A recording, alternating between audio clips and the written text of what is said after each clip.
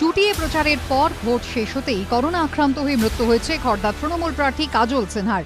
আর এজন্য নির্বাচন কমিশনকে দায়ী করে উপনির্বাচন কমিশনার সুদীপ জৈনের বিরুদ্ধে অনিচ্ছাকৃত খুনের অভিযোগ দায়ের করলেন প্রয়াত কাজল সিনহার স্ত্রী নন্দিনী সিনহা। খড়দা থানায় এই অভিযোগপত্র দায়ের করেছেন তিনি। অভিযোগপত্রে মৃত তৃণমূল প্রার্থীর স্ত্রী অভিযোগ করেছেন, উপনির্বাচন কমিশনার সুদীপ জৈন এবং জাতীয় নির্বাচন কমিশনের অন্য আধিকারিকদের পদক্ষেপ আমার স্বামীর মৃত্যু ডেকে এনেছে, যা ভারতীয় দণ্ডবিধির 269, 270, 304 ও 120 বি ধারায় শাস্তিযোগ্য অপরাধ। তাই তাঁদের বিরুদ্ধে অবিলম্বে ব্যবস্থা নেওয়া হোক।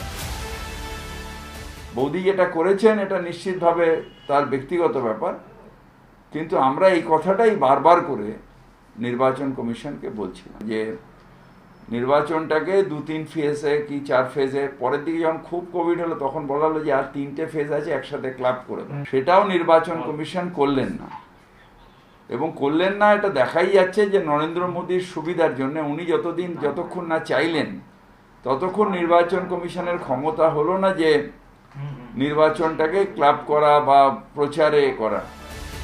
যদিও এ নিয়ে কিছু বলতে চায়নি বিজেপি। এই মুহূর্তে তিনি স্বামীহারা হয়েছেন, একটি শোকসন্তপ্ত পরিবার, তারই মামলা নিয়ে এই মুহূর্তে আমরা দলের পক্ষ থেকে কোনো মন্তব্য করব না। সোমবারই তামিলনাড়ুর বিদায়ী পরিবহন মন্ত্রীর দায়ের করা একটি মামলার প্রেক্ষিতে নির্বাচন কমিশনকে ভৎসনা করে মাদ্রাজ হাইকোর্ট বলে করোনার দ্বিতীয় ঢেউয়ের জন্য একমাত্র দায়ী নির্বাচন কমিশনই। নির্বাচন কমিশনের অফিসারদের বিরুদ্ধে খুনের অভিযোগে মামলা দায়ের করা উচিত। তার ঠিক দুদিন পর খড়দার প্রয়াত তৃণমূল প্রার্থী কাজল সিনহার স্ত্রী ডেপুটি নির্বাচন কমিশনার সুদীপ জৈনের বিরুদ্ধে অনিচ্ছাকৃত খুনের অভিযোগ দায়ের করলেন। অভিযোগপত্রে তিনি লিখেছেন, আমার স্বামী করোনা আক্রান্ত হওয়ার আগে 16 এপ্রিল করোনার বাড়বাড়ন্তের কথা জানিয়ে নির্বাচন কমিশনকে চিঠি দেয় তৃণমূল। করোনার দ্বিতীয় ঢেউয়ের কথা মাথায় রেখে চিঠিতে শেষ 3 দফার ভোট একসঙ্গে করার আবেদন জানানো হয়, কিন্তু পরদিনই প্রচারের সময় বেঁধে দেওয়া বা প্রচার শেষের সময়সীমা বাড়িয়ে দেওয়ার মতো লোক দেখানো পদক্ষেপের কথা উল্লেখ করে সেই চিঠির উত্তর দেয় নির্বাচন কমিশন। কলকাতা হাইকোর্ট সতর্ক বার্তা দেওয়া সত্ত্বেও নির্বাচন কমিশন তা উপেক্ষা করে কোভিড বিধি লঙ্ঘনের দিকে নজর না দিয়ে 8 দফায় ভোট করানোর অবস্থানেই অনড় থাকে, যার ফলে আমার স্বামী ও তার মতো বহু মানুষের মৃত্যু হয়েছে। অভিযোগপত্রে তিনি আরও লিখেছেন, 16 এপ্রিল এবং 22 এপ্রিল নির্বাচন কমিশনই মেনে নেয় যে বহু মানুষ কোভিড বিধি লঙ্ঘন করছেন, কিন্তু তারপরও এ ব্যাপারে কোনো পদক্ষেপ নেওয়া হয়নি। তারা শুধু সন্ধ্যে 7টার পর প্রচার বন্ধ করেই ক্ষান্ত হন। খড়দায় ভোট হয় 22 এপ্রিল। 3 দিন পর 25 এপ্রিল বেলেঘাটা আইডিতে মৃত্যু হয় কাজল সিনহার।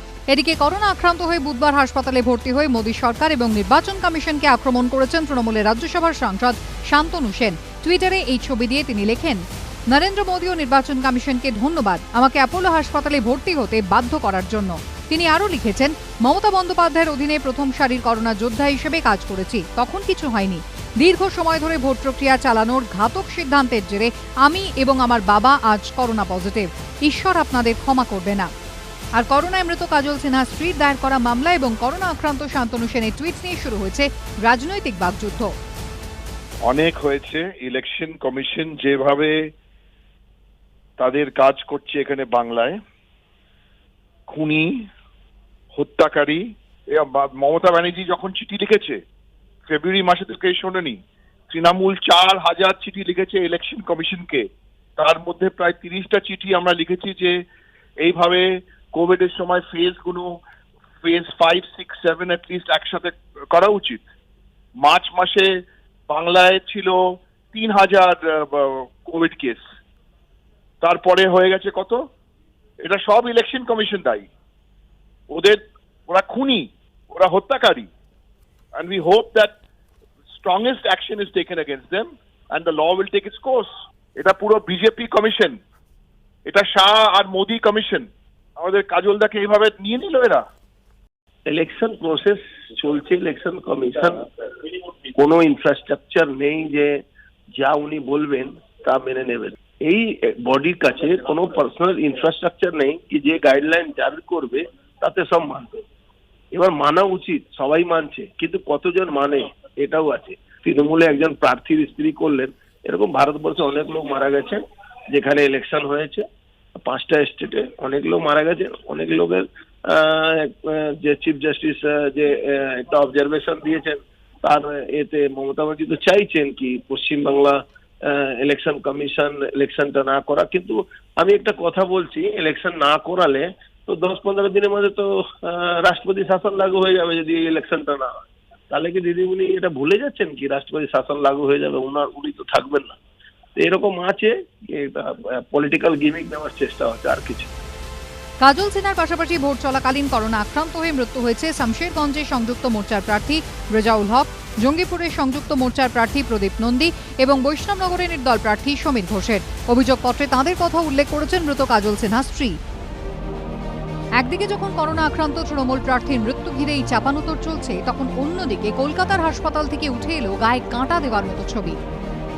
হাসপাতালে একই ওয়ার্ডের মধ্যে করোনা আক্রান্ত রোগীরা আর তাদের পাশেই করোনায় মৃতদের দেহ একেবারে পাশাপাশি। আমরা এই মুহূর্তে দাঁড়িয়ে রয়েছি মারোয়ারি হাসপাতালে আমা স্ট্রিটে। সেখানে কোভিড ওয়ার্ডের সামনে পরপর তিনটি মৃতদেহ পড়ে রয়েছে অন্যান্য রোগীদের সঙ্গে, সেরকমটাই অভিযোগ। আমরা দেখতে পাচ্ছি যে মেল ফিমেল ওয়ার্ড বলে আর পৃথক করার কোনো জায়গা নেই। এখানেই দেহ পড়ে রয়েছে, সুস্থ রোগীর সঙ্গে করোনা আক্রান্তের দেহ পড়ে রয়েছে। দীর্ঘক্ষণ পড়ে থাকায় পচন ধরেছে মৃতদেহে, দুর্গন্ধে টেকা দেয়। আর সহ্য করতে না পেরে প্রতিবাদে খাবার বয়কট করেন রোগীরা। এই ছবি আমর স্ট্রিটের মারোয়ারি হাসপাতালের। মঙ্গলবার রাত থেকে বুধবার সকাল বেসরকারি এই হাসপাতালে চিকিৎসাধীন অবস্থাতেই মৃত্যু হয় 3 করোনা আক্রান্তের। হাসপাতাল কর্তৃপক্ষের বক্তব্য, 3 জনেরই অবস্থা গুরুতর হওয়ায় আইসিইউতে ভর্তি করার প্রয়োজন ছিল, কিন্তু সবকটি আইসিইউ বেডই ভর্তি, তাই বাধ্য হয়ে জেনারেল বেডে রেখে দিতে হয় তাদের। অভিযোগ, এরপর কার্যত খাবি খেতে খেতেই মৃত্যু হয় 3 রোগীর। সেই থেকে ওয়ার্ডেই পড়ে মৃতদেহগুলি, আর তার পাশেই চিকিৎসা চলেছে বাকিদের। দেহে পচন ধরেছে। অন্যান্য রোগীরা যারা রয়েছেন তারা আতঙ্কে ভুগতে শুরু করেছেন এবং তারা যথেষ্ট সমস্যার মধ্যে পড়েছেন ওয়ার্ডের ভেতরে এইভাবে মৃতদেহ পড়ে থাকার জেরে। জেনারেল ওয়ার্ডে ঘন্টার পর ঘন্টা পড়ে থাকা মৃতদেহে পচন ধরতে শুরু করে। দুর্গন্ধে অতিষ্ঠ হয়ে ওঠেন অন্য রোগীরা। করোনা রোগীদের প্রবল বিক্ষোভের পর 2টি মৃতদেহ ওয়ার্ড থেকে সরিয়ে নিয়ে যায় হাসপাতাল কর্তৃপক্ষ, কিন্তু তখনও পড়েছিল একটি দেহ। তার মধ্যে আমাদের খেতে দিয়ে যাচ্ছে টেবিলে। মারা গেছে, কিছুক্ষণ আগে নেওয়া হয়েছে বডি, তাও কিছুক্ষণ আগে, আধ ঘন্টা আগে নেওয়া হয়েছে, তাও অনেক বলে বডি সরানো হয়েছে। এখনো একটা বডি পড়ে আছে। অবশ্যই এখনো বডি পড়ে আছে। এবং আমরা সকাল থেকে কিছু খাইও নি বডি থাকবার জন্য, আমরা না খেয়ে রয়েছি এখনো। আমরা এই বডির মধ্যে খাবো কি করে বলুন, এই পরিস্থিতিতে কি করে খাবো? বডি পাশে বসে আছে। এই অব্যবস্থার জন্য কলকাতা পুরসভার ঘাড়েই দায় চাপিয়েছে হাসপাতাল কর্তৃপক্ষ। যখন কোভিড পেশেন্ট মারা যায় তখন এটা ইনফরমেশন দিতে হয়। ইনফরমেশন তার করার পরে অ্যাম্বুলেন্সকে আমরা বলি। এবার অ্যাম্বুলেন্স সব থেকে বড় সমস্যা হচ্ছে, অ্যাম্বুলেন্সওয়ালা সবসময় বলে যে আমাদের এখন সময় নেই, আমরা অন্য বডি নিয়ে যাচ্ছি বা লাইনে আছি, সময় লাগবে। অ্যাম্বুলেন্স জন্য, আমাদের জন্য কোনো সমস্যা নেই। মঙ্গলবারই বীরভূমের রামপুরহাট সুপার স্পেশালিটি হাসপাতালে অক্সিজেনের অভাবে 4 রোগীর মৃত্যুর অভিযোগ ওঠে। সেখানেও কোভিড ওয়ার্ডে দীর্ঘক্ষণ পড়েছিল মৃতদেহ। রোগীরাও ছিলেন একই ওয়ার্ডে, নিরুপায়, অসহায়। এবার সেই একই ছবি দেখা দিল খাস কলকাতায়। ঘন্টার পর ঘন্টা রোগীদের পাশেই পড়ে রইল মৃতদেহ। আর এর থেকেই স্পষ্ট পরিস্থিতি এখন কতটা ভয়ঙ্কর। ধেয়ে এসেছে করোনার সুনামি। বিধ্বস্ত ভারত। প্রথমবার একদিনে 3,000-এরও বেশি মৃত্যু। একদিনে 3,60,000-এর বেশি আক্রান্ত। দেশে মৃতের সংখ্যা 2 লক্ষ ছাড়িয়ে গেল। সব মিলিয়ে ভয়ঙ্কর গতিতে ছড়াচ্ছে মারণ ভাইরাস। কঠিন পরিস্থিতিতে হাজারো প্রতিকূলতার মধ্যে কিভাবে হাসপাতালে কোভিড রোগীদের চিকিৎসা চলছে, কেমন হয় এই যুদ্ধক্ষেত্রের পরিবেশ, আক্রান্তরা কি বলছেন, সেটাই তুলে ধরেছি আমরা একেবারে গ্রাউন্ড জিরো থেকে। গত বছরের মতো এবারও কোভিডের সেকেন্ড ওয়েভে দেশ জুড়ে যখন মৃত্যু মিছিল চলছে, তখন এই প্রথম কোনো কোভিড হাসপাতালের অন্দর থেকে আপনাদের দেখাবো কিভাবে চলছে মারণ রোগের বিরুদ্ধে লড়াই। সংশ্লিষ্ট কর্তৃপক্ষের অনুমতি সাপেক্ষে যথাযথ কোভিড সুরক্ষা বিধি মেনে আমাদের প্রতিনিধি জিলম করঞ্জাই ও প্রতীক রায় পৌঁছন আলিপুরে ক্যালকাটা মেডিকেল রিসার্চ ইনস্টিটিউট বা সিএমআরআইতে। দাঁতে দাঁত চাপা অদম্য লড়াই। মানুষকে বাঁচাতে হবে মারণ ভাইরাসের ছোবল থেকে, স্বজনকে ফেরাতে হবে তার প্রিয়জনের কাছে। সেই লক্ষ্যেই দিনরাত এক করে লড়ছেন বিশেষজ্ঞ চিকিৎসক থেকে স্বাস্থ্যকর্মীরা। সকাল 10:30 প্রথমে এসেই রোগীদের অনলাইন রিভিউ সেরে নিলেন চিকিৎসক। এবার যাবেন ইন্টেন্সিভ কেয়ার ইউনিটে। এই মুহূর্তে আমরা সিএমআরআই হাসপাতালে কোভিড আক্রান্তদের যে ক্রিটিক্যাল কেয়ার ইউনিট আছে তার ঠিক বাইরে দাঁড়িয়ে আছি, এবং আমাদের সঙ্গে রয়েছেন এই ক্রিটিক্যাল কেয়ার ইউনিট এবং কোভিড রোগীদের যে মূল চিকিৎসক ডক্টর রাজা ধর। তার সঙ্গে আমরা কথা বলে নেব, তার সঙ্গে জেনে নেব কি পরিস্থিতি এই মুহূর্তে, কি পরিস্থিতি, কতজন রোগীর চিকিৎসা করছে। তো এই মুহূর্তে আমাদের যা পরিস্থিতি, এরকম পরিস্থিতি আজ অবধি কখনো হয়নি, প্রথম ওয়েভে হয়নি। সেকেন্ড ওয়েভের আমার ধারণা আমরা পিকে রয়েছি। এই মুহূর্তে আমাদের এখানে প্রায় 165 কোভিড আক্রান্ত রোগী রয়েছে। তার মধ্যে এই ক্রিটিক্যাল কেয়ার ইউনিট, যার মধ্যে আমরা এক্ষুনি যাব, তাতে সবচেয়ে অসুস্থ সিকেস্ট পেশেন্টস রয়েছে। এখানে কিছু পেশেন্ট ভেন্টিলেশনে রয়েছে, কিছু পেশেন্টের নন ইনভেসিভ ভেন্টিলেশন চলছে, কিছু patient high flow nasal oxygen এবং হাই ফ্লো অক্সিজেনে রয়েছে। এই যে এই মুহূর্তে সেকেন্ড ওয়েভের সময় রোগীদের মধ্যে সবচেয়ে বেশি উপসর্গ কি দেখতে পাচ্ছেন? তো আমি লাং স্পেশালিস্ট, আমি পালমোনোলজিস্ট। তো আমার কাছে লাংয়ের অসুখ যাদের শ্বাসকষ্ট তারাই সবচেয়ে বেশি আসছে।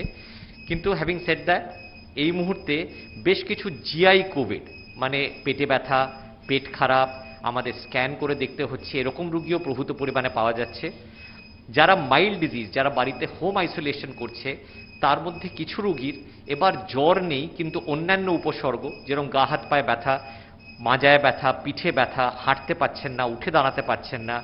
বয়স্ক রোগীদের মধ্যে ফলস, পড়ে যাচ্ছেন হাঁটতে গিয়ে, মাথায় চোট লাগছে, এরকম নন লাং ম্যানিফেস্টেশনস মাইল্ড মডারেট ডিজিজে বেশ অনেক দেখা যাচ্ছে, যেটা different from the first wave. আরেকটা জিনিস জিজ্ঞেস করবো যে এই যে আপনি রোগীদের চিকিৎসা করছেন, এই যে রেসপিরেটরি ইন্টেন্সিভ কেয়ার ইউনিট, এখানে কি কি আধুনিক যন্ত্রপাতি আপনারা ব্যবহার করছেন রোগীদেরকে নতুন জীবন দেওয়ার জন্য? তো প্রায় সব আধুনিক যন্ত্রপাতি এখানে রয়েছে। আমি বললাম আমাদের অক্সিজেন দেওয়ার বিভিন্ন উপায় রয়েছে, high flow nasal oxygen, non invasive ventilation ইত্যাদি রয়েছে। আমরা কিছু পেশেন্টের উপরে এখমো প্রয়োগ করতে পারি, যেটা লাংসকে বাইপাস করে অক্সিজেন কার্বন ডাইঅক্সাইড এক্সচেঞ্জ করতে সাহায্য করে। আমরা এখানে পেশেন্টদেরকে ডায়ালিসিস ইত্যাদি দেওয়ার আয়োজন রেখেছি, প্রবন্ধ রেখেছি। তো তাই জন্যে যা অত্যাধুনিক আমরা দেখব ভেতরে গিয়ে, যা অত্যাধুনিক যন্ত্রপাতি সম্ভব সব কিছুই আইসিইউতে রয়েছে ফর সাপোর্ট। স্বাভাবিকভাবেই এসব ওয়ার্ডে চাইলেই ঢোকা যায় না, তার জন্য রয়েছে একগুচ্ছ প্রোটোকল। এটা মনে করতে হবে যে আমাদের সংক্রমণ হওয়ার সবচেয়ে বেশি চান্স হলো আমাদের শ্বাসনালী দিয়ে। তো তাই জন্য আপনি দেখছেন যে আমি একটি N95 মাস্ক পরে রয়েছি, তার উপরে একটি নর্মাল সার্জিক্যাল 3 লেয়ার্ড মাস্ক রয়েছে, তার উপরে আমি আমার গাউন বা পিপি, যেটা আমার পুরো বডিকে কভার করছে, including my head, including my years, সব কিছু পরেছি। আরেকটি জায়গা যেখান থেকে ইনফেকশন আসতে পারে সেটা হলো ফোমাইটস, মানে আমি যে সারফেস টাচ করলাম, ভাইরাস যদি সে সারফেসে থাকে, আর এই যে ইন্টেন্সিভ কেয়ার ইউনিটে আমরা যাচ্ছি তাতে প্রতিটা জায়গায় ভাইরাস লেগে রয়েছে। তো আমার আঙুল থেকে আমি যদি নিজের মুখে বা গায়ে হাত দিই তাহলে সে ভাইরাস ট্রান্সমিটেড হতে পারে। তো তাই জন্য আমার ডাবল গ্লাভস লেয়ারিং রয়েছে। এখানে স্টেথোস্কোপ লাগানো কত শক্ত কাজ, আমার মুখের বেশিরভাগ অংশ কাভার্ড রয়েছে। তো আমরা ভেতরে গিয়ে দেখব যেখানে স্টেথোস্কোপ লাগানো, ব্লাড প্রেশার মাপা, পেশেন্টের সাথে কথা বলা, পেশেন্টকে ফিজিক্যাল টাচ দিয়ে কমফর্ট করা কিভাবে করা সম্ভব, হেলথ কেয়ার ওয়ার্কাররা, নার্সরা, ডাক্তাররা কিভাবে করছেন সেটা দেখা খুব জরুরি। এই অসুখটার সাথে সবচেয়ে বেশি খারাপ, সবচেয়ে বেশি মারাত্মক হলো ফিজিক্যাল আইসোলেশন। পেশেন্টরা মনে করে তারা একদম একাকিত্ব বোধ করছে, তাদের কাছাকাছি কেউ নেই, কারোর মুখ দেখা যায় না। এই অবস্থার মধ্যেও পেশেন্টদের কমফোর্টেবল ফিল করানো, তাদের কনফিডেন্স দেওয়ার কিভাবে সম্ভব in an intensive care unit, আমি আশা করি যে আমাদের দর্শকরা সেটা আজকে একটু দেখতে পাবেন। এইবার আমরা যাব, তার আগে অবশ্যই আমরা যারা আছি এবিপি আনন্দের যে টিম, তারাও পিপিই পরে নেব এবং পিপিই পরে ডক্টর রাজা ধরের সঙ্গে আমরা এই যে intensive care unit Covid patient যারা ক্রিটিক্যাল আছে সেখানে যাব। এরপর আমাদের পালা। ড্রয়িং রুমে আমাদের প্রতিনিধি জিলাম করঞ্জাই ও সহকারী চিত্র সাংবাদিক দুজনেই পরে নিলেন পিপিই কিট। হাতটাকে ভালো করে স্যানিটাইজ করা, এরকম করে সব আঙুলের ফাঁক এবং হাতের বিভিন্ন অংশ এগুলোকে স্যানিটাইজ করে রাখা যাতে জীবাণুমুক্ত হয়।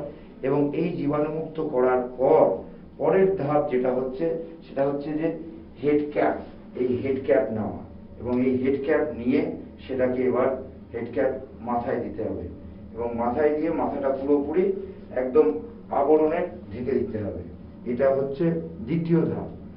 ইনার গ্লাস পরতে হবে। ইনার গ্লাস এখানে আছে, দুটো হাতেই দুটো গ্লাস পরতে হবে। এই ইনার গ্লাস পরার প্রক্রিয়াতেও অত্যন্ত সতর্কভাবে এগোতে হবে, কেননা এই যে সারফেস থেকে যে ভাইরাস ছড়িয়ে পড়তে পারে সেই সারফেসটাকে পুরোপুরি একদম আঙুল যাতে না প্রকাশ্যে থাকে সেটা দেখতে হবে। আমরা পিপিই পরব।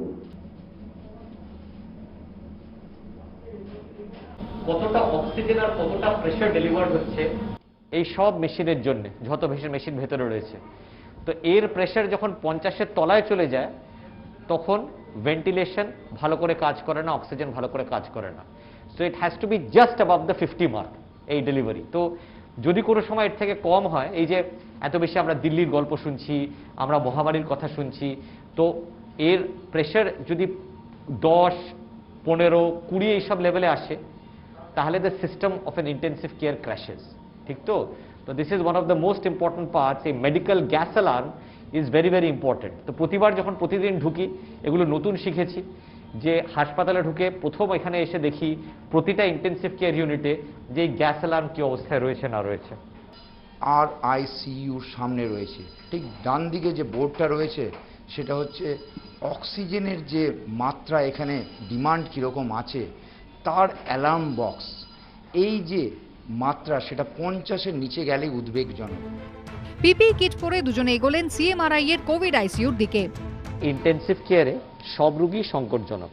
তো এখানে 21টি রুগী রয়েছে, তার মধ্যে কিছু পেশেন্ট ভেন্টিলেটরে রয়েছে, ইনভেসিভ মেকানিক্যাল ভেন্টিলেটর, কিছু পেশেন্ট নন ইনভেসিভ ভেন্টিলেটরে রয়েছে, কিছু পেশেন্ট হাই ফ্লো নেজাল অক্সিজেনে রয়েছে, আর কিছু পেশেন্ট শুধুমাত্র অক্সিজেনে রয়েছে। তো আমি আপনাদের কিছু পেশেন্টের সাথে কথা বলাবো, তাদের সাথে কথা বলবেন, তাদের বক্তব্য শুনবেন, তাদের কোভিড এক্সপিরিয়েন্স কীরকম even in an intensive care unit. আমি চাই আপনারা সেটা দেখেন, বোঝেন এবং আমাদের দর্শকদের কাছে পৌঁছে দেন যে এই মহামারীর মধ্যেও আশা আছে। খুব খারাপ কোভিড হলেও ভালো হয়ে বাড়ি যাওয়ার আশা আছে, এই মেসেজ আমাদের। তো আমি আপনাদেরকে ঘুরিয়ে দেখাই একবার, আপনারা আসুন। আমরা যাচ্ছি, ডক্টর রাজা ধর তিনি এক এক করে রোগীদের দেখছেন। জয় প্রায় আমারই বয়সী, জয় 848, ও ভর্তি হয়েছে 5 দিন হলো, ওর আজকে 5th ডে। ওর কোভিডের জন্য যে ওষুধপত্র, সব ওষুধপত্র চলছে, রেমডেসিভির, আইভি স্টেরয়েড ইত্যাদি সব চলছে। ও আগের থেকে ভালো হয়েছে, ইমপ্রুভ করছে। যখন এসেছিল 15 লিটার অক্সিজেন লাগছিল, এখন আমরা দেখছেন ফেস মাস্কে প্রায় 4 থেকে 5 লিটার অক্সিজেন চলছে। জয় পজিটিভ ছেলে, সাহসী ছেলে, অসুখের সঙ্গে যুদ্ধ করছে, আমাদের সাথে কথা বলছে, নিজের অসুবিধার কথা বলছে। আমার ইচ্ছে আমি আজকে ওকে একটু দাঁড় করিয়ে বাইরে চেয়ারে বসাবো, কালকেও বসেছে। ঠিক, চেস্ট ক্লিয়ার হয়েছে, ব্লাড মার্কারস ইমপ্রুভ করছে। So he is gradually getting better. আমাকে উনি প্রথম দিন বলেছিলেন যে মনের জোরটা আপনাকে শেষ মুহূর্ত পর্যন্ত বাঁচিয়ে রাখতে হবে, এটাই আপনাকে বাড়িতে সুস্থ করে নিয়ে যাবে। আমি যথাসাধ্য আমার মন থেকে সেটা আমি চেষ্টা করছি। ওনারা যেরকম বলছেন, যা বলছেন সমস্ত কিছু আমি শুনে চলছি। আমি এতে অনেক ভালো ফলো পেয়েছি। আমার বাড়িতে 85 বছরের বৃদ্ধ বাবা আছেন আর 70 বছরের মা আছেন, তবে ওনারাও মনের জোর আছে তাদের, আশা করি কোনো অসুবিধা হবে না। আমরা সকাল থেকে প্রায় আমি 4.5 ঘন্টা আজকে আমি বসেই ছিলাম এখানে উইথ অক্সিজেন সাপোর্ট, কিন্তু বসে একটা জিনিস আমার ফিল হয়েছে, বসে থাকলে পরে নিঃশ্বাস নিতে অনেক বেশি সুবিধে হয়। জয় একটু উঠে বস, নাকি একটুখানি উঠে ভালো করে বস। হ্যাঁ, উঠে বস একটু। First class, excellent. ঠিক। সিএমআরআই সূত্রে খবর, এই মুহূর্তে এখানকার কোভিড আইসিইউতে এখন 21 জন রোগী ভর্তি। 3 জনকে রাখা হয়েছে ভেন্টিলেটরে। চিকিৎসকের পিষে মশায়ের অক্সিজেনের ঘাটতি মেটাতে ব্যবহার করা হয়েছে হাই ফ্লো নেজাল ক্যানুলা পদ্ধতি। কি সেই পদ্ধতি? তো আরেকজনকে দেখাই, আমার পার্সোনাল এক্সপিরিয়েন্স শেয়ার করি। আমাদের অনেক ঝড়ঝঞ্ঝার মধ্যে আমরা আমাদের নিজেদের ফ্যামিলিরা থাকে। তো আমার পিষে মশাই আসেন।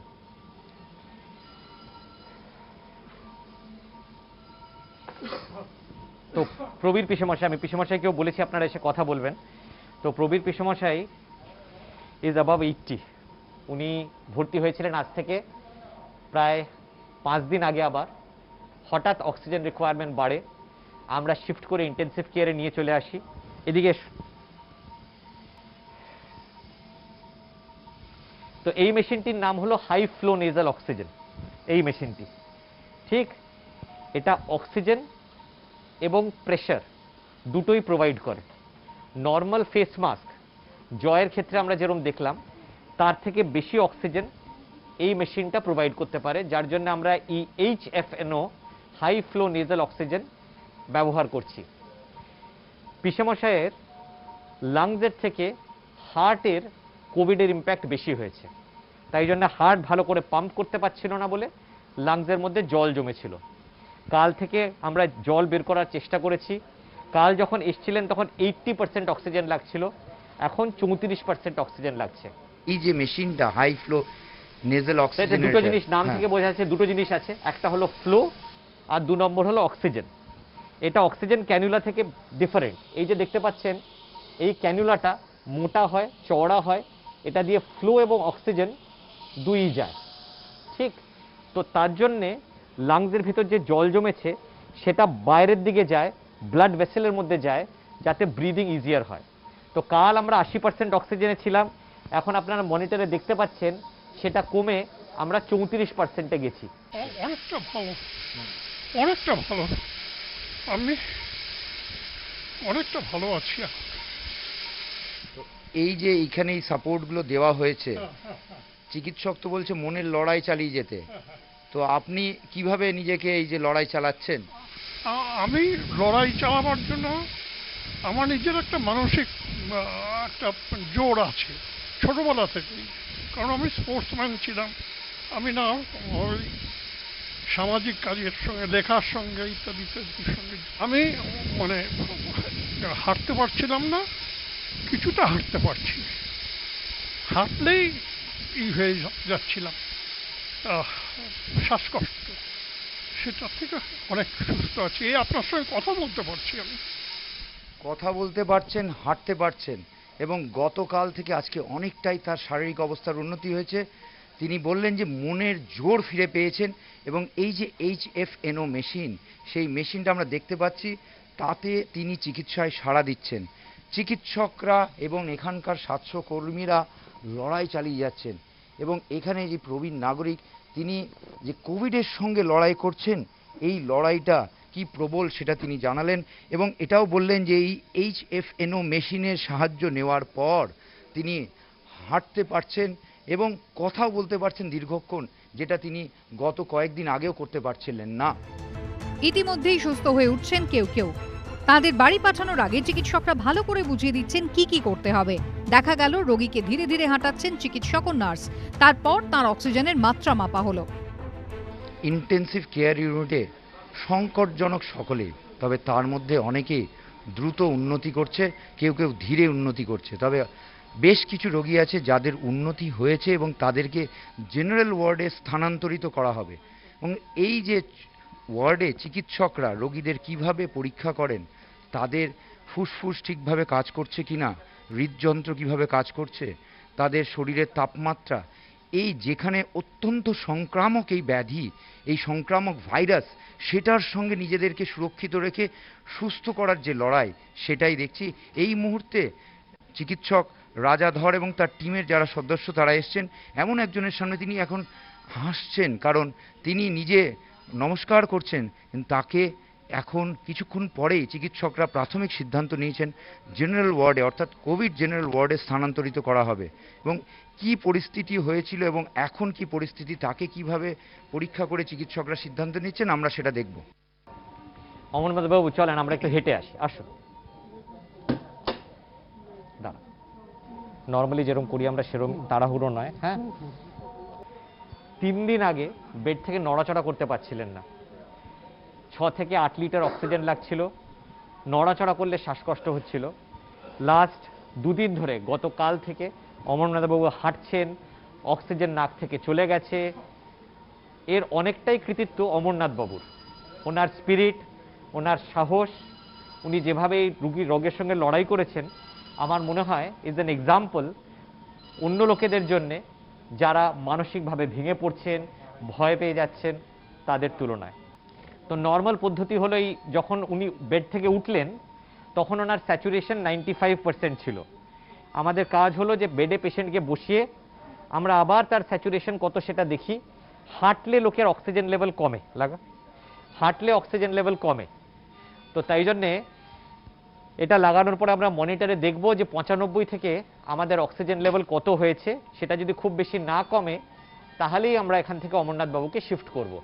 তো 88 হয়েছে, তার মানে কমেছে, কিন্তু বিশাল কমেছে তা নয়। হাঁটলে এমনিতে স্যাচুরেশন যে কোনো লাংসের রুগীরই কমে, অমরনাথ বাবুরও কমেছে, কিন্তু আমাদের খুব আশা ভরসা যেটা আস্তে আস্তে হিল করবে। RICUর বেড নাম্বার 4007, রোগীর নাম অমরনাথ চট্টোপাধ্যায়। কোভিডের লড়াই করে তিনি অর্ধেক যুদ্ধ জয় করেছেন।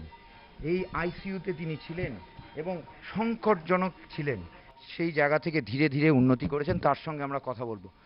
আজকে চিকিৎসকরা বলছেন আপনাকে জেনারেল বেডে, কোভিড জেনারেল ওয়ার্ডে স্থানান্তরিত করবেন, মুখে আপনার হাসি, কি বলবেন? দেখুন, আমি প্রথম দিন থেকে এসে এখানে যে এক্সপিরিয়েন্সটা পেয়েছি, বিশেষ করে আমার এই ছোট ছোট ভাই বোনেরা যেভাবে আমাদেরকে বুস্ট আপ করেছে ওদের নিজেদের সেবা দিয়ে, সেই দিন থেকে আমি পেয়ে গেছিলাম একটা জিনিস, যে নিজেকে লড়তে হবে, ভয়ের কিছু নেই, কিছু নেই ভয়ের। সুন্দরভাবে নিজেকে একটু ট্র্যাক করে রাখতে হবে যে আমার পরিস্থিতিটা কীরকম যাচ্ছে, শ্বাস প্রশ্বাস ঠিক মতো তো না হলে ওদের সাহায্য নেওয়া এবং নিজেকে তৈরি করা। আর মনের জোর দেখুন প্রত্যেকটা মানুষেরই থাকে, মানুষ হয়তো একটু ভয় পেয়ে যায়, এই ভয়টা একদম পাবেন না। ভয় পাওয়ার কিচ্ছু নেই, এতে ভয় পাওয়ার একদমই কিছু নেই। একটা জিনিস আমি বলবো সবাইকে, প্রথম দিনই নিজেকে যখন অসুস্থতা বোধ করবেন বেশি চান্স নেবেন না। ওই প্রথম দিনটা একটু বুঝে নেবেন যে আপনার কি প্রবলেম হচ্ছে, ইমিডিয়েটলি ভর্তি হন, যেখানেই হোক, যে কোনো জায়গায় ডাক্তারের পরামর্শ নিতে আসুন, খুব সুন্দরভাবে সুস্থ হয়ে যাবেন, কোনো প্রবলেম হবে না। লড়াইয়ের অর্ধেক পথ চলে এসছেন, জেনারেল ওয়ার্ডে স্থানান্তরিত হবে এবং তিনি বললেন যে ভয় পাবেন না এবং একই সঙ্গে নিজের সংক্রমণ হলে সেটাকে অবজ্ঞা করবেন না, চিকিৎসকের পরামর্শ নেবেন এবং তাহলে অবশ্যই এই লড়াই জয়ী হবেন প্রত্যেকেই। RICU বা রেসপিরেটরি ইন্টেন্সিভ কেয়ার ইউনিটে ভর্তি রয়েছেন আরও অনেকে। তীব্র শ্বাসকষ্ট কোভিড আক্রান্ত রোগীদের অন্যতম উপসর্গ। সেই কারণে কোভিডের সেকেন্ড ওয়েভ আসার পর বহু জায়গায় দেখা দিয়েছে অক্সিজেনের আকাল। এই পরিস্থিতিতে রোগীর পরিচর্যায় অ্যাওয়েক প্রোনিং পদ্ধতি ব্যবহারের পরামর্শ দিচ্ছেন বিশেষজ্ঞরা। মুহূর্তে যে রোগী আছেন কোভিড আক্রান্ত, তাকে যে বিশেষ পদ্ধতিতে শোয়ানো, অ্যাওয়েক প্রোনিং, চিকিৎসকরা বলছেন এই যে পদ্ধতিতে শোয়ালে অক্সিজেনের যে চাহিদা শরীরের হয় সেটা অনেকটাই কম থাকে এবং তার সুস্থতার ক্ষেত্রে ধীরে ধীরে অনেকটা সুবিধে হয়। এক্ষেত্রেও যে কোভিড রোগী আছেন তাকে অ্যাওয়েক প্রোনিং পদ্ধতিতে শোয়ানোর জন্য চিকিৎসকদের দল, নার্স তারা চেষ্টা করছেন। চিকিৎসকরা জানালেন যে এই পদ্ধতিটাকে বলে অ্যাওয়েক প্রোনিং পদ্ধতিতে শোয়া এবং এই শোয়ার মূল কারণ হচ্ছে যে যাতে অক্সিজেনের চাহিদা অনেকটা কম হয় এবং রোগী ধীরে ধীরে ভাইরাসের সঙ্গে যে লড়াই, সেই লড়াইটায় দ্রুততার সঙ্গে সাফল্য পান এবং সেই নিয়েই আমরা সামনে দেখতে পাচ্ছি চিকিৎসক, তাদের টিম, নার্স এবং হেলথ কেয়ার ওয়ার্কার যারা আছেন প্রত্যেকে সকলে মিলে তাকে অ্যাওয়েক প্রোনিং পদ্ধতিতে শোয়ালেন। এই পদ্ধতিতে তিনি শুয়ে থাকবেন এবং এই পদ্ধতিতেই সব জায়গায়, বিশ্বে সব জায়গায় পরামর্শ দেওয়া হচ্ছে কোভিড আক্রান্ত রোগীদের শোয়ানোর জন্য, যাতে অক্সিজেনের সমস্যাটা না হয়, চাহিদা কিছুটা নিয়ন্ত্রিত থাকে এবং তিনি আরও ভাইরাসের সঙ্গে দ্রুততার সঙ্গে লড়াই করতে পারেন। যেই মুহূর্তে আমরা প্রোন করি, এই প্রোন করার এক্সারশনের জন্য স্যাচুরেশন লেভেল প্রথম 1-2 মিনিট কমে যায়। তো আমরা শুরু করেছিলাম এখানে 88% থেকে, প্রোন করার পরে স্যাচুরেশন 83 হলো। আপনি যদি স্ক্রিনটা খানিকক্ষণ পর পর একটু মনিটরের দিকে দেখান, দেখবেন একটু পরে এই স্যাচুরেশন আমার আশা 90-এর উপর চলে যাবে, which is far above what we had before. Awake prone positioning, तो कोविड में क्या हम नोटिस किए हैं, जो डिपेंडेंट पोर्शंस लंग के हैं वो अफेक्टेड हो जाते हैं। तो जो ऑक्सीजन उस पोर्शंस में जाता है, it's not adequately absorbed into the blood. जब हम पेशेंट को प्रोन करते हैं तो जो अच्छे पार्ट है लंग्स के, उधर ब्लड फ्लो बढ़ जाता है, because it is down and because of gravity more blood flows there. उसकी वजह से ऑक्सीजनेशन बेटर हो जाता है। So that is one reason. और दूसरा है एक patient self inflicted lung injury बोल के एक एंटिटी है, वो नहीं होता। पेशेंट क्योंकि he can't breathe very fast, क्योंकि उनका चेस्ट वॉल थोड़ा रिस्ट्रिक्टेड होता है, क्योंकि नीचे की तरफ लेटे हैं, तो it is more controlled and a slow expansion, so it avoids the जो खुद से फास्ट ब्रीथ करके जो लंग इंजरी क्रिएट करता है वो अवॉइड करता है। इसीलिए अवेक प्रोन पोजिशनिंग एक बहुत important thing in certain patients जो बहुत अच्छा रेस्पॉन्ड करते हैं। আমার দেখছেন কানটা কিভাবে ঢাকা, অথচ আবার স্টেথোস্কোপ দিয়ে বুকটা শুনতে হবে। তো সেটা করার আমরা নিজেদের অভিনব উপায় বের করেছি। আমরা এখানে গালের মধ্যে লাগাই স্টেথোস্কোপটা, করে সেটাকে স্লাইড করি, স্লাইড করে এরকমভাবে কানে লাগাই, করে আমরা তারপর পেশেন্টের বুক শুনি। দাদা আস্তে আস্তে একটু লম্বা লম্বা শ্বাস নাও, আস্তে আস্তে লম্বা লম্বা শ্বাস।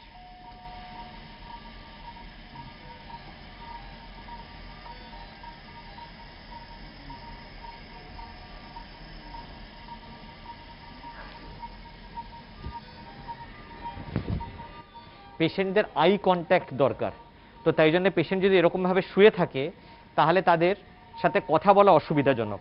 তো তাই জন্য what you have to do is go to the level of the patient. ঠিক তো দাদা, ঠিক লাগছে? হ্যাঁ, কালকের থেকে বেটার লাগছে? কালকের থেকে অনেক বেটার লাগছে। এরকমভাবে যে শুয়ে আছেন তাতে কষ্ট হচ্ছে? তেমন কোনো কষ্ট হচ্ছে না, মনে হচ্ছে শুয়ে থাকা যাবে এখন? ঠিক। তো সাহেব লড়তে হবে, ভালো হতে হবে, মাথাটা ঠান্ডা রাখতে হবে। হ্যাঁ, কিছু উদ্বেগ, কিছু ভয়, কিছু দুশ্চিন্তা আসবে, কিন্তু মনকে শান্ত রাখতে হবে, কারণ এই প্রথম ৩-৪ দিন শক্ত সময়, কষ্টকর সময়। তখন যদি মনে জোর রাখেন, সাহস রাখেন, তাহলে আমরা একসাথে এই যুদ্ধ জিতব। ক্রিটিক্যাল কেয়ার ইউনিটে চিকিৎসাধীন রোগীদের অনেককেই নিরবচ্ছিন্ন অক্সিজেন দিতে হচ্ছে। এই অবস্থায় তাদের খাওয়ানোটাও বেশ সমস্যার। কোভিড আক্রান্ত সংকটজনক রোগী, তার মুখে অক্সিজেনের মাস্ক রয়েছে এবং সেই অক্সিজেনের মাস্ক থাকা অবস্থায় বিশেষভাবে খাওয়াতে হয়। সেই যে পদ্ধতিতে খাওয়ানো, সেটাই যেখানে আমরা রয়েছি সেই আইসিইউতে নার্সিং পার্সোনাল যারা, তারা খাওয়াচ্ছেন, কারণ প্রত্যেকে নিজে হাতে খেতে পারেন না এবং তাদেরকে খাইয়ে দিতে হয়, কারণ খাওয়ার ইচ্ছে থাকে না, খাবারের স্বাদ থাকে না, এরকম নানান সমস্যা থাকে এবং মুখে ক্রমাগত অক্সিজেনের জন্য মাস্ক লাগিয়ে রাখতে হয়। সেই অবস্থায় কীভাবে খাওয়াতে, সেই বিশেষ পদ্ধতিতে খাওয়ানো চলছে এবং এখানে যিনি আছেন নার্সিং পার্সোনাল, তিনি সেইভাবেই বুঝিয়ে রোগীর সঙ্গে কথা বলে তার সঙ্গে একাত্ম হয়ে খাওয়ানোর চেষ্টা করছেন এবং এইভাবে ওয়ার্ডে অধিকাংশ রোগীকে প্রত্যেক নার্সিং পার্সোনাল খাওয়ানোর চেষ্টা করেন। সময় লাগে, তবে তারা বলেন যে এই সময় তাদেরকে অবশ্যই দিতে হবে এবং এই সময় দিয়েই প্রত্যেক রোগীকে তারা এখানে তাদের যে খাওয়ার যে প্রয়োজন সেটাকে মেটানোর চেষ্টা করেন। এক বেলা, দুবেলা, 3 বেলা, প্রত্যেক বেলাতেই এইভাবেই তারা চলেন। এইভাবেই তারা, যাদের মুখে মাস্ক আছে, যারা অচেতন হয়ে আছেন তাদের ক্ষেত্রে না, যারা সচেতন আছেন তবে মাস্ক আছে তাদের ক্ষেত্রে এইভাবেই খাওয়ানো হয়। সিএমআরআই এর কোভিড ওয়ার্ডে রোগীদের পরিচর্যায় 24 ঘন্টা পরিষেবা দিয়ে চলেছেন সিস্টার ব্রাদাররা। সর্বক্ষণ তাঁদের পরনে পিপিই কিট। অভূতপূর্ব এক পরিস্থিতিতে তাঁরা লড়ছেন মারণ ভাইরাসের বিরুদ্ধে। সিস্টার ব্রাদারদের অনেকেই গত বছর কোভিডের ফার্স্ট ওয়েভের সময় লড়াই করেছেন, কিন্তু এবার লড়াই আরও কঠিন। এই মুহূর্তে আমরা রেসপিরেটরি ইন্টেন্সিভ কেয়ার ইউনিটের ভিতরে রয়েছি। সমস্ত কোভিড রোগীও রয়েছেন, প্রত্যেকেই সংকটজনক। কারোর অবস্থার উন্নতি হচ্ছে, কারোর অবস্থা স্থিতিশীল আছে, কিন্তু তাদের সঙ্গে নিরবিচ্ছিন্নভাবে যারা থাকছেন চিকিৎসকদের পাশাপাশি, সেটা হচ্ছে নার্সিং স্টাফ। আমাদের সামনে তারাই রয়েছেন এবং তাদের ফুল টিম, তারা 8 থেকে 12 ঘন্টা সারাক্ষণ এই পিপিই পরে থাকেন। চিকিৎসকরা যেটা বলছেন যে চিকিৎসকদের থেকে তারা বেশি নজরে রাখেন, কারণ তারা প্রতি মুহূর্তে রোগীদের যে শারীরিক অবস্থার অবনতি উন্নতি সব খেয়াল রাখেন। তাদের সঙ্গে কথা বলবো। আপনার নাম কি? আমার নাম সুতপা চক্রবর্তী। তো আপনি তো আছেন, কিভাবে নিজেদেরকে মোটিভেট করেন, কি কি চ্যালেঞ্জিং ঘটনা হয় একটু যদি বলেন। আমাদের সব থেকে ভালো লাগে যেটা হচ্ছে যে পেশেন্ট যখন সুস্থ হয়ে যায়, করোনায় মুমূর্ষু অবস্থায় পেশেন্টরা আসছেন এবং তারপরে যখন তারা সুস্থ হয়ে এখান থেকে বাড়ি যান, এটা আমাদের কাছে সব থেকে বড় বেশি মোটিভেশন। আর ওনাদের দিনের পর দিন আমরা ওনাদের যখন ইমপ্রুভমেন্টগুলো দেখতে পারি, তখন আমাদের নিজেদেরকেই আরও বেশি মোটিভেট লাগে, কারণ যে এফোর্টটা আমরা দিচ্ছি তার একটা ফ্রুটফুল রেজাল্ট পাই আমরা। এটা আমাদের খুবই ভালো, সৌভাগ্যজনক মনে হয় তখন। যবে থেকে করোনা স্টার্ট হয়েছে কোভিড-19 তবে থেকেই আমরা এই প্রসেসের মধ্যে রয়েছি। ভয় বলতে আমরা ভয় পাইনি সেভাবে, কারণ আমরা ভয় পেয়ে গেলে যারা আমাদের ভরসায় এখানে রয়েছেন তাদের আমরা সুস্থ করে বাড়ি পাঠাতে পারবো না। সিস্টার যেটা বললেন যে যখন একজন পেশেন্টকে আমরা দেখি যে স্যার যেটা একটু আগে বলছেন হাই ফ্লো ন্যাসাল ক্যানুলা থেকে ব্যাগ মাস্কে আসে, সেখান থেকে রুম এয়ারে আসে, এই যে ইমপ্রুভমেন্ট এটা দেখার পর থেকে মানে এটা যখনই দেখি তখনই আমাদের মধ্যে আরো মোটিভেশনটা কাজ করে যে না, আমরা যদি ঠিক করে পেশেন্টকে 24 আওয়ার্স অবজারভেশনের মধ্যে রাখতে পারি নিশ্চয়ই পেশেন্টের অক্সিজেন ডিমান্ড কমবে এবং রুম এয়ারে থেকে তারা স্টেপ ডাউন হয়ে বাড়ি যেতে পারবে। এটাই আমাদের স্যাটিসফ্যাকশন। আরেকটা যেটা কথা, আমরা জানি যে নার্সিং এ এমপ্যাথি একটা খুব বড় জিনিস, তো আমরা এই এমপ্যাথিটাকে কাজে লাগিয়ে আমরা সমস্ত পেশেন্টদের সেবা শুশ্রূষা করে থাকি। মোটিভেট করা কিভাবে, যে সাফল্য কোথায় আসছে, কতজন রোগী সুস্থ হচ্ছে, যারা সংকটজনক তাদেরকে একদম খাঁদ থেকে তুলে আনা, সেইটা করতে পারলে তারা নিজেদের সবচেয়ে বেশি সফল মনে করেন। এবং এই ছোট ছোট ঘটনায় তাদেরকে গত 1.5 বছর ধরে এই রকম যুদ্ধক্ষেত্র, এটা একটি যুদ্ধক্ষেত্র, কোভিডের যে মূল যুদ্ধক্ষেত্র, সেখানে তারা এসে সৈনিকের কাজ করে যাচ্ছেন প্রাণ বাঁচানোর। স্টার্টিং থেকেই আমরা করছি, হ্যাঁ, যবে থেকে প্যান্ডেমিক শুরু হয়েছে, লকডাউন, তো তখন আমাদের একটু ভয় লাগতো ঠিকই প্রথম, কিন্তু পরের দিকে যত দিন গেছে তত আমাদের কাছে এটা না করলে আমাদের কাছে ঠিক লাগছে না। হ্যাঁ, এটা আনএথিক্যাল লাগে যে যদি আমরা কিছু না করি, কিছু না করতে পারি, তো সেটা আমাদের কাছে ফেলে। তো সেটাই আমরা চেষ্টা করি যতবার যে সাপোর্ট দেওয়া, মানুষের সঙ্গে থাকা। গত 2 মাস ধরে অক্লান্ত পরিশ্রম করছেন এখানকার চিকিৎসক, স্বাস্থ্যকর্মী সকলে। 21 জন সংকটজনক কোভিড আক্রান্ত রোগী এখানে ভর্তি আছেন এবং তাদের শারীরিক অবস্থা কি আছে প্রত্যেক মুহূর্তে যাচাই করে দেখছেন এখানকার চিকিৎসক, স্বাস্থ্যকর্মীরা। তাদের খাওয়া দাওয়া কিভাবে খাবেন, তাদের খাওয়ানোর প্রক্রিয়া সব কিছু তারা নিয়ন্ত্রণ করছেন, একই সঙ্গে পর্যবেক্ষণ করছেন যন্ত্রপাতি যেগুলো আছে সেগুলো ঠিকঠাক আছে কিনা। সেই বিশেষ বায়োমেডিক্যাল টিম তারা এসছেন এখানে, সকলেই পিপিই পরিহিত এবং তাদের নিজেদের সুরক্ষিত রাখা এবং যন্ত্রপাতি যাতে সুরক্ষিত থাকে সেগুলো ঠিকঠাক কাজ করে সেগুলো যাচাই করা প্রত্যেক দিনের এইটা কাজ। সেই কাজ এই মুহূর্তে চলছে এবং শুধু তারা নন, এখানকার সিস্টার, নার্স সকলে রীতিমতো একটা যুদ্ধক্ষেত্র, যে যুদ্ধক্ষেত্রে মানুষের প্রাণ বাঁচানোই মূল লক্ষ্য সকলে। 21 জনকে বাঁচানোর যে দুরন্ত লড়াই করে যাচ্ছেন চিকিৎসক, স্বাস্থ্যকর্মী এবং সকলে। শুধু তারা নন, এই যে আমরা দেখছিলাম যে বায়োমেডিক্যাল টিম, মেশিনারি টিম, সব টিম একে একে প্রত্যেক মুহূর্তে তারা থাকেন এখানে। যারা আসেন তারা ন্যূনতম 10 থেকে 12 ঘন্টা থাকেন, বসার কোনো অবকাশ নেই। তার কারণ হচ্ছে বসলেই তারা সেই জায়গাটায় এই যে ভাইরাসের ইনফেকশন তার একটা আশঙ্কা থাকে, এই জন্যে তারা সারাক্ষণ দাঁড়িয়ে থাকেন এই পিপিই পরে, সারাক্ষণ তারা যাচাই করে যান প্রত্যেককে কিরকম আছে যারা কোভিড আক্রান্ত। সিএমআরআই এর আইসিইউতে কিভাবে চিকিৎসা চলছে তা দেখলেন। এবার গন্তব্য এইচডিইউ অর্থাৎ হাই ডিপেন্ডেন্সি ইউনিট। কোন ধরনের রোগীকে রাখা হয় এইচডিইউতে? সিএমআরআই সূত্রে জানা গেল এখানকার এইচডিইউতে 8টি বেডই ভর্তি। করোনা আক্রান্ত হলে শারীরিক উপসর্গ তো রয়েছে, চিকিৎসকরা বলছেন মানসিক সমস্যাও একটা বড় ফ্যাক্টর। সেজন্য করোনা আক্রান্তদের শারীরিক অবস্থার পাশাপাশি তাদের মানসিক অবস্থারও খেয়াল রাখতে হয়। সিএমআরআই এর এইচডিইউতে চিকিৎসাধীন এই রোগী নিয়ে মন ভালো রাখতে ছবি আঁকছেন। আমরা এই মুহূর্তে রয়েছি আলিপুরের বেসরকারি হাসপাতালের এইচডিইউতে, 8 বেডেড এইচডিইউ, এবং সেখানে আমাদের সঙ্গে রয়েছেন প্রীতি মেহতা। তিনি হাসপাতালে 8 দিন ধরে রয়েছেন, কোভিডের সঙ্গে লড়াই করছেন, শারীরিক অবস্থার অনেকটাই উন্নতি হয়েছে। आप कैसे हैं आप? अभी मैं बेटर हो आई, तब बहुत हालत खराब था, पर राजा सर की ट्रीटमेंट से आई एम मच बेटर। अभी तबीयत का जो प्रॉब्लम था पहले क्या है, क्या सिचुएशन है? पहले ब्रीदिंग नहीं था, सैचुरेशन ऑक्सीजन बहुत लेवल खराब था, सीटी स्कैन में रिपोर्ट अच्छा नहीं था। इतना दिन का ट्रीटमेंट के बाद अब काफ़ी बेटर है, बहुत ज़्यादा सुधार हो गया है तबीयत में, और आई होप जल्दी मैं घर चली जाऊंगी।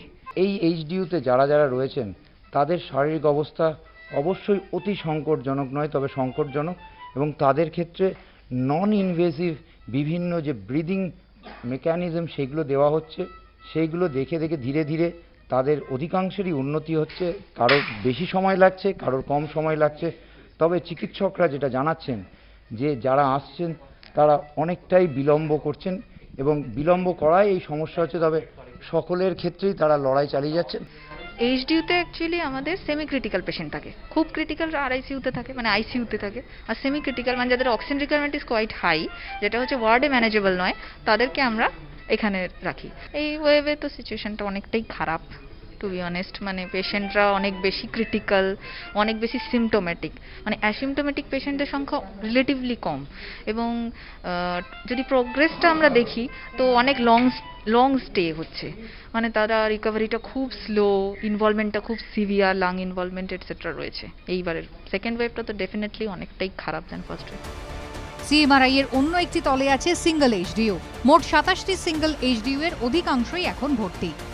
বিশেষ ধরনের এইচডিইউ, সিঙ্গেল এইচডিইউ অর্থাৎ একজন কম সংকটজনক কোভিড রোগী যে জায়গায় থাকবেন, যে কেবিনে থাকবেন, এইচডিইউতে যে সাপোর্টগুলো দরকার, অর্থাৎ যারা কম সংকটজনক, সেই সমস্ত সরঞ্জামের সাপোর্ট সমেত একটি বিশেষ কেবিন এই হাসপাতালে রয়েছে।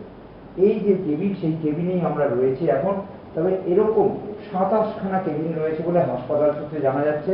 এই এইচডিইউতে আমাদের ফেসিলিটিস হচ্ছে আমাদের এখানে মনিটর বেড, মানে পেশেন্টের কন্টিনিউয়াস অক্সিজেন, তার ব্লাড প্রেশার এবং অন্য যে ভাইটালস প্যারামিটার্সগুলো এখানে আমরা কন্টিনিউয়াস মনিটর করতে পারছি, এটা মনিটর বেড।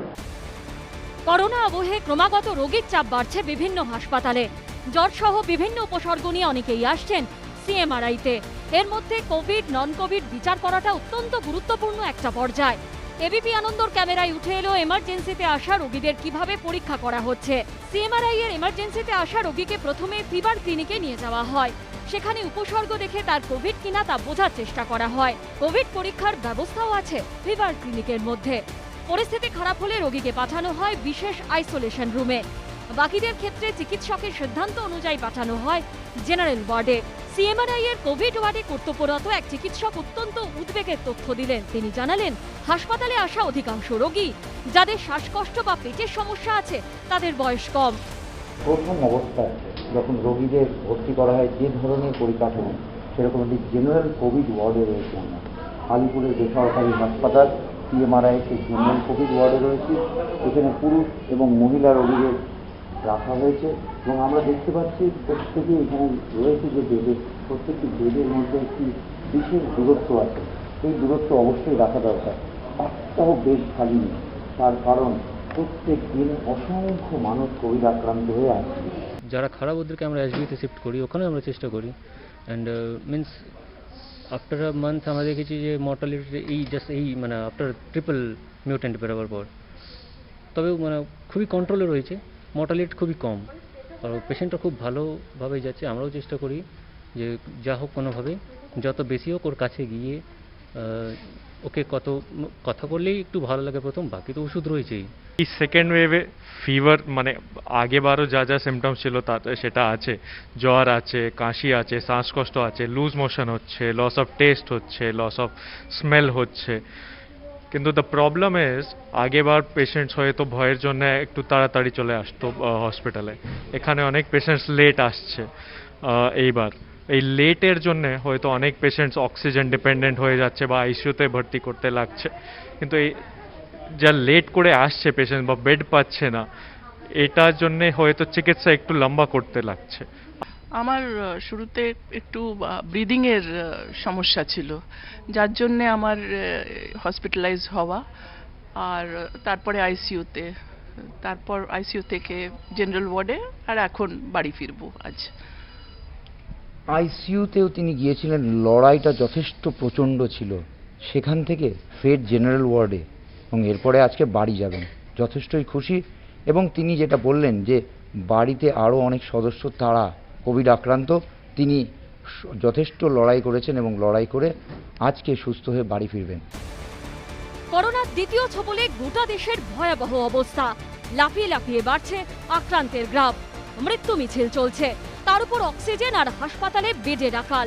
সিএমআরআই এর ওয়ার্ড ভিত্তিক পরিসংখ্যানে তা স্পষ্ট। এখানকার 21টি আইসিইউ বেড সবকটাই ভর্তি, এইচডিইউ বেড 8টা, সবকটাই ভর্তি। জেনারেল কোভিড বেড 20টি, সেখানেও কোনো বেড খালি নেই। ওয়েটিং লিস্টেই আছেন 20 জন। कोविड बेड्स का काफ़ी ज़्यादा डिमांड है, दिन ब दिन बढ़ रहा है। हम 2 हफ्ते पहले तकरीबन 120 बेड हमारे पास थे जो कि कोविड बेड थे, आज 217 हो गए हैं। उनमें से 85 बेड क्रिटिकल केयर और हाई डिपेंडेंसी के हैं। इसके अलावा हम एक सैटेलाइट सेंटर भी चला रहे हैं जिसमें 30 बेड हैं। हॉस्पिटल के अंदर बेड टोटली फुल हैं, वेटिंग लिस्ट है। जैसे जैसे पेशेंट डिस्चार्ज हो रहे हैं उन बेड्स में से और पेशेंट्स आ रहे हैं और ये सिचुएशन पिछले 15-20 दिन में कोई इम्प्रूव नहीं हुई, इनफैक्ट खराबी हुई है। কোভিড রোগীদের চিকিৎসা কিভাবে চলছে তা ঘুরে দেখার ক্ষেত্রে অক্ষরে অক্ষরে স্বাস্থ্যবিধি মেনেছেন এবিপি আনন্দের প্রতিনিধিরা। সমস্ত ধরনের সতর্কতা ও চিকিৎসকদের নির্দেশ মেনে চলেছেন তারা। এদিকে করোনার ভ্যাকসিন নিতে গিয়ে ভোগান্তির অভিযোগ অব্যাহত। বুধবার বিভিন্ন জায়গায় ঘুরে সেই ছবি ধরা পড়ল আমাদের ক্যামেরায়। এত বড় লাইন যে শুরু কোথায় আর শেষ কোথায় তা বোঝা দায়। কেউ ভোর 5টায় এসেছেন তো কেউ তারও আগে, কিন্তু তারপরেও অনেক জায়গায় ঝুলছে নো ফার্স্ট ডোজ। করোনা থেকে বাঁচতে প্রয়োজন ভ্যাকসিন, অথচ লাইনে যেভাবে গা ঘেঁষাঘেঁষি করে সবাইকে দাঁড়াতে হচ্ছে তাতে লাইন থেকেই যে কোনো মুহূর্তে ছড়াতে পারে করোনার সংক্রমণ। একদিকে ভ্যাকসিনের অভাব, অন্যদিকে সংক্রমণের আশঙ্কা। দুই জোড়া ফলার মধ্যে বুধবার দিনভর শহর থেকে জেলা একই ছবি ধরা পড়ল ক্যামেরায়।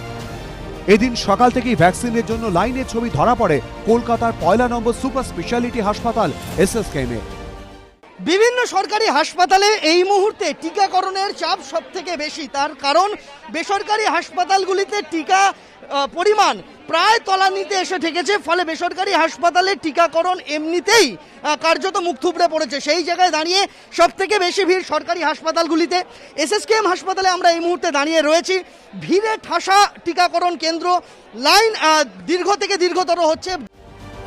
এসএসকেএম হাসপাতালে প্রতিদিন নির্দিষ্ট সংখ্যক ভ্যাকসিন দেয়া হচ্ছে, কিন্তু করোনার ভয়ঙ্কর চেহারা দেখে লাইন দিচ্ছেন হাজার হাজার মানুষ, আর তারপর চরম হয়রানি। আমরা 6:30 থেকে লাইন দিয়েছি, এখনো কোনো ফ্যাসিলিটি কিছু পাইনি। লাইন উপরন্ত লাইন বাড়ছে, একবার এখান থেকে ওখানে, ওখান থেকে এখানে, এরকম হচ্ছে এখন ঝামেলা। আমি একজন হার্টের পেশেন্ট, অনেকক্ষণ ধরে দাঁড়িয়ে 3 ঘন্টা হয়ে গেল, সকাল থেকে দাঁড়িয়ে আছি, এখনো অবধি লাইন ফর্মই পাইনি। নাম লেখানো হয়েছে কিন্তু এখন বলছে আবার এখানে লাইন দিন, ওখানে লাইন দিন। দক্ষিণ থেকে এবার একেবারে শহরের উত্তরান্তেও ছবিটা বদলায়নি। এ ছবি বিধাননগর মহকুমা হাসপাতালের। হাসপাতালে ভেতর থেকে শুরু হয়ে এঁকে বেঁকে লাইন চলে এসেছে হাসপাতালের বাইরে। ভোর 4টে-5টা থেকে মানুষজন লাইন দিয়েছেন একটা ভ্যাকসিনের জন্য, অথচ হাসপাতালের মধ্যেই একটি নোটিশ দিয়ে বলা হয়েছে শুধুমাত্র কোভিশিল্ডের দ্বিতীয় ডোজ মিলছে, প্রথম ডোজ দেয়া হচ্ছে না। সকালবেলা 6টায় এসে 4 ঘন্টা দাঁড়িয়ে আছি, কিন্তু লাইনে পৌঁছায়নি। ভোগান্তি তো হচ্ছে, এখন কিছু করার নেই, তো ওটা তো দিতেই হবে। 5টায় দাঁড়িয়ে আছি, আমি ভোট কর্মী ছিলাম, ঠিক আছে, দুদিন ধরে ঘুরে আছি। আজকে আমি কালকে এসেছিলাম, কালকে বন্ধ ছিল, আজকে সেকেন্ড ডোজটা দেওয়া হবে। মুর্শিদাবাদ মেডিকেল কলেজ হাসপাতালেও ভ্যাকসিন সংকট অব্যাহত।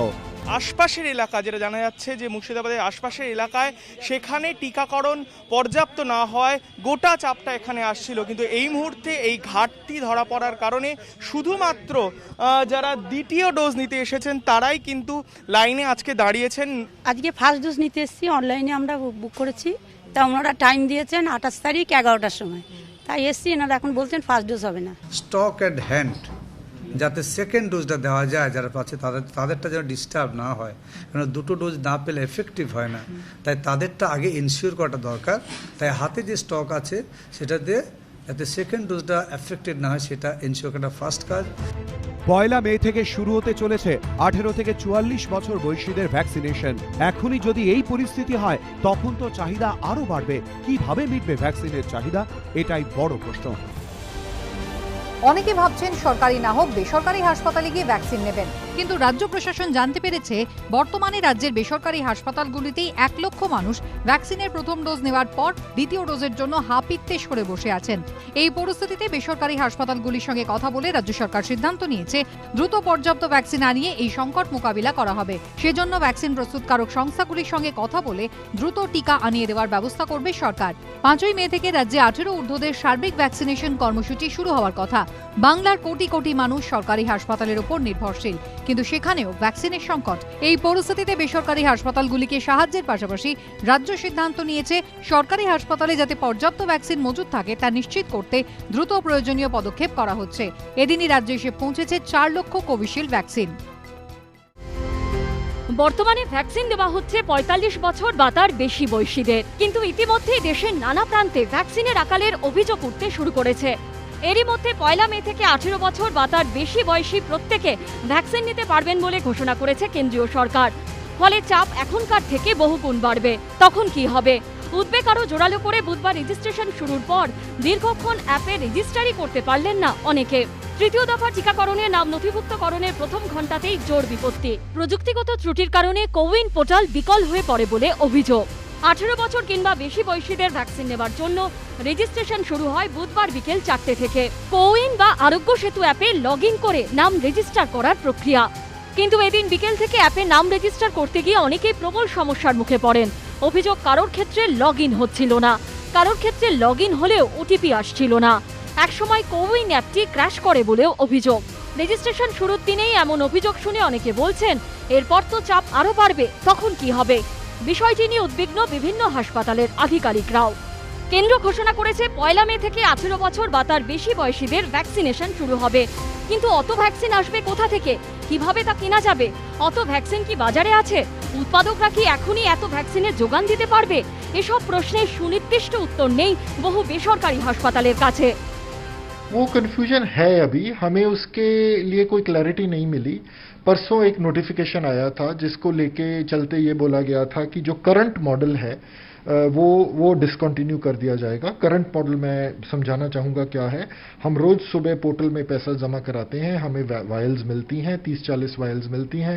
ड्यूरिंग द डे हम लोगों को वैक्सीनेट करते हैं, अगले दिन का यही प्रोसेस है। ये बहुत बढ़िया चल रहा था मॉडल, फर्स्ट क्लास, लोग खुश थे। गवर्नमेंट को अपील करना चाहेंगे कि यही मॉडल चलने दिया जाए। প্রাইভেট হাসপাতালগুলোয় ভ্যাকসিনেশন ড্রাইভটা একটা জায়গায় আটকে গেছে, কেননা দুদিন আগে আমরা গভর্নমেন্টের থেকে একটা সার্কুলার অ্যাডভাইজারি পাই যেটাতে বলা হয় যে মে 1 থেকে আমরা কিন্তু কোনো ভ্যাকসিন আর গভর্নমেন্টের থেকে সাপ্লাই পাবো না। অর্থাৎ আমাদেরকে ডিরেক্টলি ভারত বায়োটেক এবং সেরাম ইনস্টিটিউট যারা ভ্যাকসিন ম্যানুফ্যাকচারার কোভিশিল্ড এবং কোভ্যাক্সিনের, তাদের কাছ থেকে ডিরেক্টলি আমাদের সাপ্লাই নিতে হবে। এবারে আমরা যখন লিখতে তাদের শুরু করলাম, তারা আমাদের বলছেন যে জুন মাসের আগে তারা আমাদের ইন্ডিভিজুয়ালি সাপ্লাই করতে পারবেন না।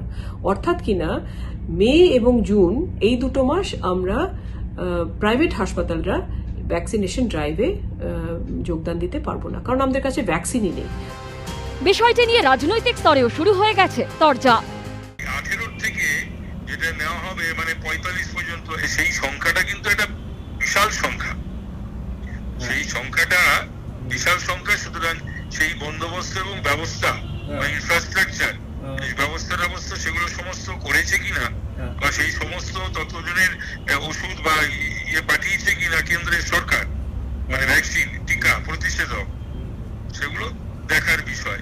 একটু অপেক্ষা করুন, বিষয়টা তো কঠিন। 130 কোটির দেশ, জন্ম নিয়ন্ত্রণ নিয়ে কেউ মাথা ঘামায়নি।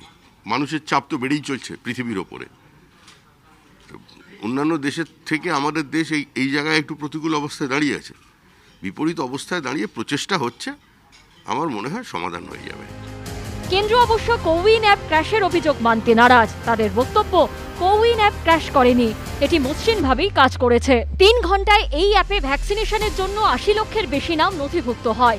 জাতীয় স্বাস্থ্য কর্তৃপক্ষের সিইও আর.এস. শর্মার দাবি, কবে ও কখন টিকা দেওয়া হবে তা নির্ভর করবে সংশ্লিষ্ট রাজ্য এবং বেসরকারি হাসপাতালের উপর। যখন রাজ্য এবং বেসরকারি হাসপাতালগুলি টিকাকরণ কেন্দ্র, দামের মতো বিষয়গুলি জানাবে, তখন থেকে মানুষ অ্যাপয়েন্টমেন্ট বুক করতে পারবেন। এবিপি আনন্দ।